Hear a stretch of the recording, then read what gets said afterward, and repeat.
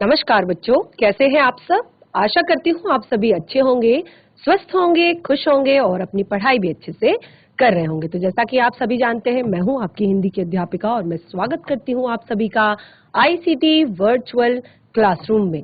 और आज हम यहाँ पर एकत्रित हुए हैं पढ़ने के लिए क्लास 11th की हिंदी।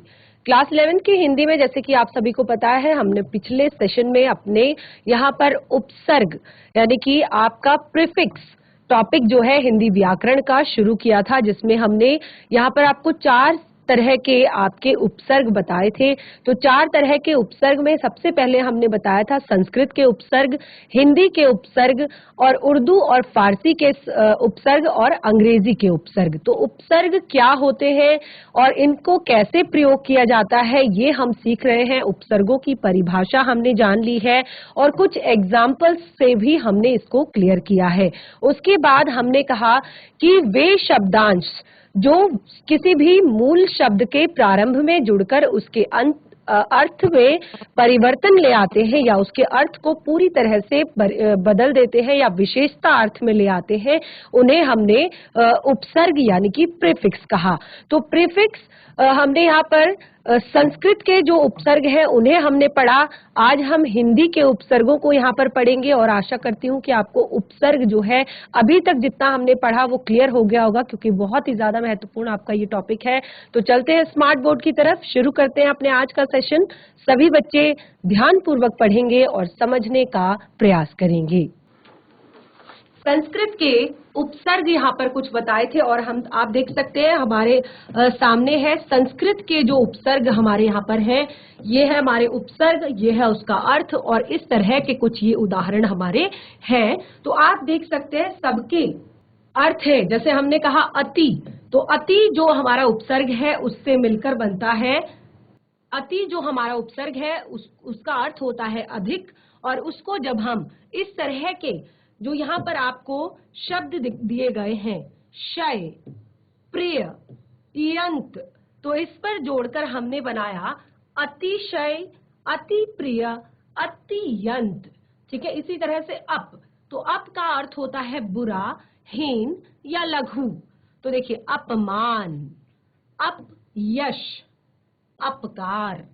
ठीक है, इसी तरह से हमने और पढ़े अभी। तो ये सारे शब्द बच्चे ये संस्कृत के उपसर्ग हैं। ये जो आपके उपसर्ग यहाँ पर दिए गए हैं ये संस्कृत के उपसर्ग हैं और इनके अर्थ हमने यहाँ पर बताए हैं। अभी, अभी का अर्थ होता है सामने या निकट।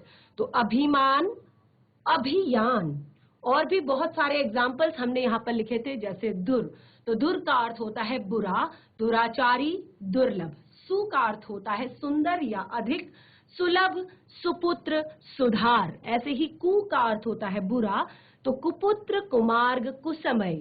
चीर का आपका अर्थ होता है बहुत, चिरायु, चीरकाल, चिरंजीवी। तो इस तरह से हमने हिंदी संस्कृत के यहाँ पर जो उपसर्ग पढ़े हैं ये आपने अपनी कॉपी में नोट डाउन कर लिए होंगे। अगला है हमारा दूसरा जो इसका टॉपिक है, दूसरा जो इसका पार्ट है वो है हिंदी के उपसर्ग। हिंदी के उपसर्ग। तो हिंदी के उपसर्गों में देखिए, हिंदी के उपसर्गों में अब जो आपके उपसर्ग होंगे, और जो देखिए मूल शब्द तो आपका हिंदी का ही है, लेकिन जो उपसर्ग है अब वो भी आपके हिंदी के होंगे। जैसे उपसर्ग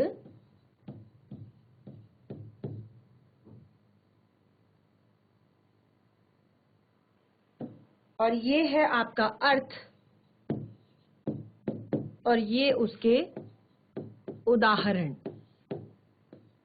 ठीक है, तो अब देखिए, अब आपके उपसर्ग हिंदी के होंगे तो आ, ठीक है, अन, अध या क। तो देखिए अ का अर्थ होता है अभाव या निषेध। जब हम नहीं की बात हम जब करते हैं, निषेध जब हम प्रकट करते हैं, तो हम अ शब्द का प्रयोग करते हैं। जैसे अचल, जो चल नहीं सकता, ठीक है, तो यहाँ पर निषेध प्रकट हो रहा है चलने पर। इसी तरह से अजर, जो कभी नहीं मर सकता, अजर अमर कहते हैं ना, तो जो कभी नहीं मर सकता, निषेध प्रकट हो रहा है। तो आ का अर्थ होता है आपका सबसे पहले अभाव, जो नहीं है, अभाव का भी यही अर्थ होता है, या निषेध। और उदाहरण के लिए आपके शब्द हम यहां पर लिखेंगे अथाह, अजर, अचल।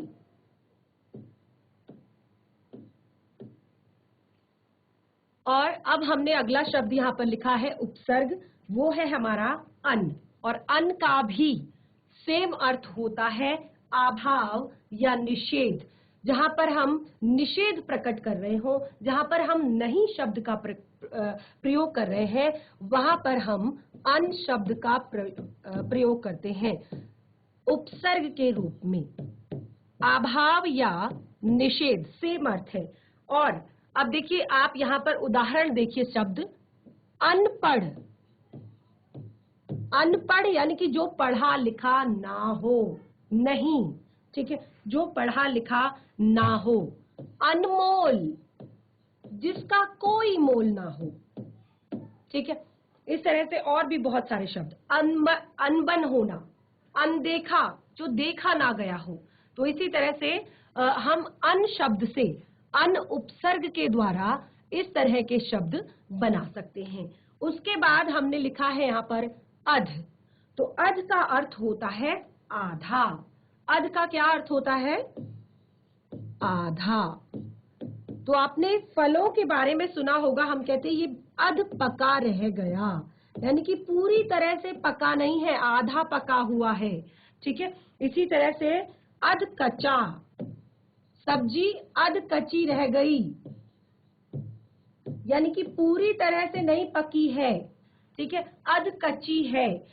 इसी तरह से अध खिला, आधा खिला हुआ, फूल के लिए कहते हैं अध खिला, आधा खिला हुआ। अब हमने अगला शब्द यहाँ पर लिखा है क। तो क का अर्थ होता है बुरा। जैसे संस्कृत में कु शब्द का प्रयोग करते हैं, इसमें हम क शब्द का प्रयोग यहाँ पर कर रहे हैं। क का अर्थ होता है बुरा। तो हमने वहां पर कुपूत लिखा था, यहाँ पर कपूत, ठीक है। इस तरह के शब्द हम प्रयोग करेंगे। तो ये है हमारे कुछ हिंदी के उपसर्ग, और ये है उनके अर्थ, और ये है उदाहरण। इसी तरह से कुछ और उदाहरण हम हिंदी के यहाँ पर देते हैं, जैसे औ,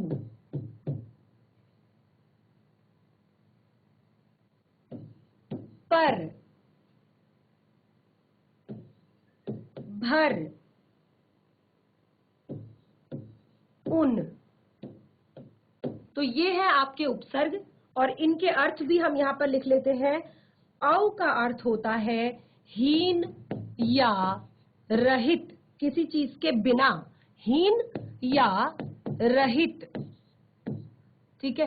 इसी तरह से अब हम इस पर उदाहरण बताएंगे। तो उदाहरण औ का अर्थ होता है हीन या रहित। ध्यान पूर्वक समझिएगा, जो उदाहरण हम देंगे वो इसी पर आधारित होगा, हीन या रहित। तो इसका एक एग्जाम्पल हम यहाँ पर लिखते हैं, अवगुण,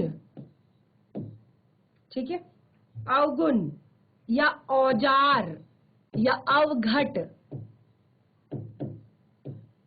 ठीक है। तो इस तरह के शब्द। और फिर हमने अगला हमारा यहाँ पर शब्द लिखा है हमने पर।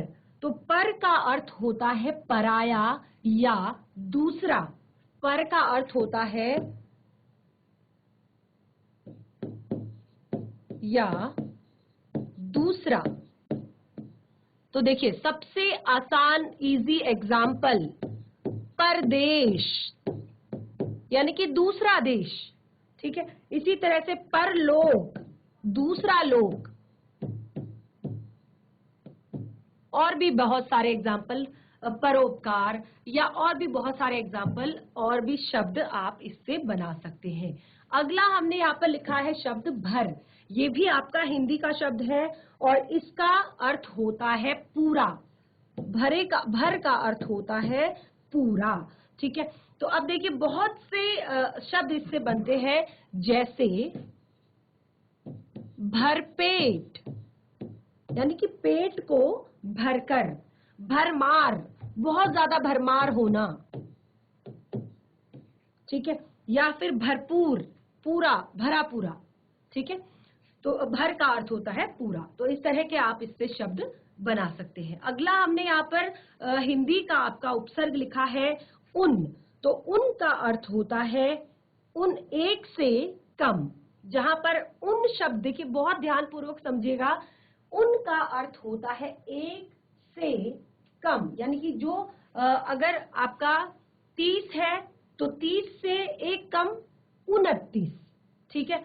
40 है, 40 से एक कम 39, 50 है, 50 से एक कम 49, ठीक है। तो उनका अर्थ होता है एक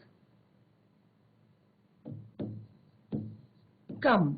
और एग्जाम्पल बिल्कुल 59, 60 में एक कम, ठीक है। 19, 20 में एक कम, ठीक है, या 29, 30 में एक कम।